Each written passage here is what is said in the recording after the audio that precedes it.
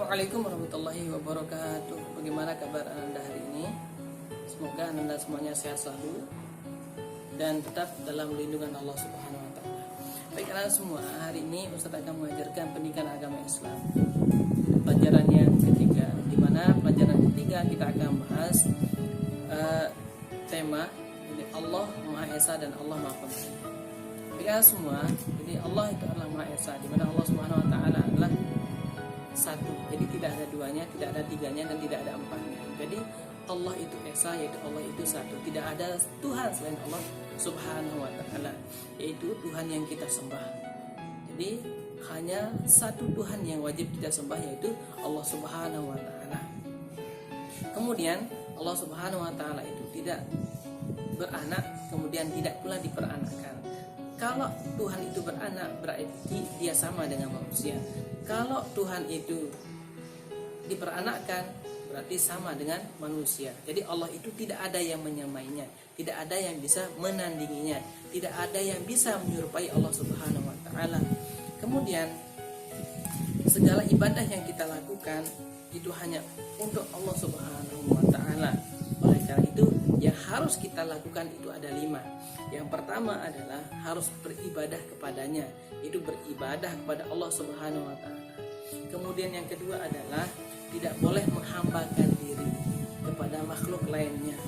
Tidak boleh kita berserah diri, berpasrah diri kecuali Allah, kepada Allah Subhanahu wa taala.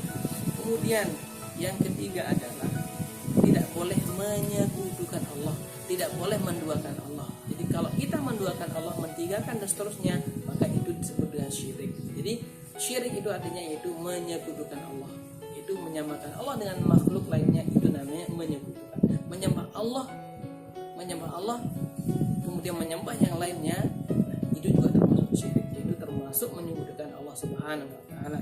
Kemudian yang keempat adalah ketika kita meyakini Allah itu Esa, Allah itu satu, kita tidak boleh mempercayai ramalan-ramalan nasib. Ya, contohnya adalah misalkan, jadi ada seorang dukun atau ada seorang peramal mengatakan bahwa besok pagi kamu akan ketabrak. Nah, itu menurut ramalan saya.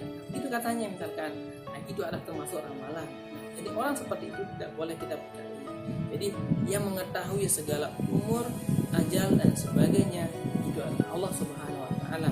Oleh karena itu sekali lagi kita tidak boleh mempercayai ramalan-ramalan tersebut. Kemudian yang kelima adalah yaitu selalu memperbanyak zikir, yaitu banyak menyebut Allah, memperbanyak kalimat thayyibah, itu banyak zikir kepada Allah Subhanahu wa taala, itu banyak mengingat Allah Subhanahu wa taala. Kemudian pembahasan yang kedua adalah Allah itu adalah Maha Pemberi. Jadi maksudnya adalah segala sesuatu makhluk atau makhluk di muka bumi ini adalah ciptaan Allah. Jadi segala makhluk yang diciptakan oleh Allah Subhanahu wa taala diberikan karunia-Nya. Jadi Allah Subhanahu wa taala memberikan rezekinya kepada semua makhluk yang ada di muka bumi. Entah itu binatang, hewan, muslim atau non muslim dan lain sebagainya. Jadi segala makhluk yang ada di muka bumi ini Allah Subhanahu wa taala memberikan karunia-Nya, memberikan rezeki kepadanya.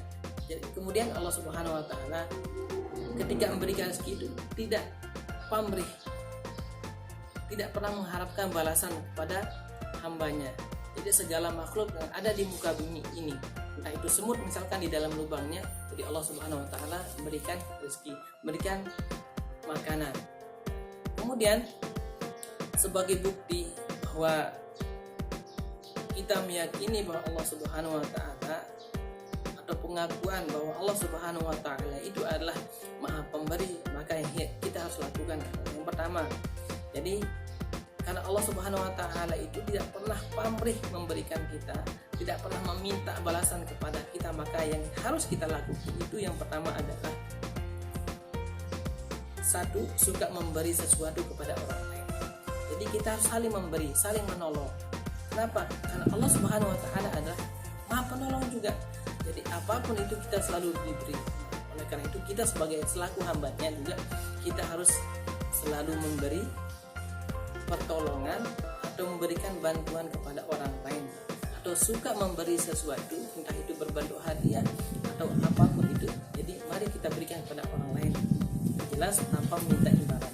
Kemudian yang kedua, memberikan sesuatu kepada orang lain itu juga dengan ikhlas. Ikhlas itu adalah jadi, yaitu tidak boleh kita minta imbalan.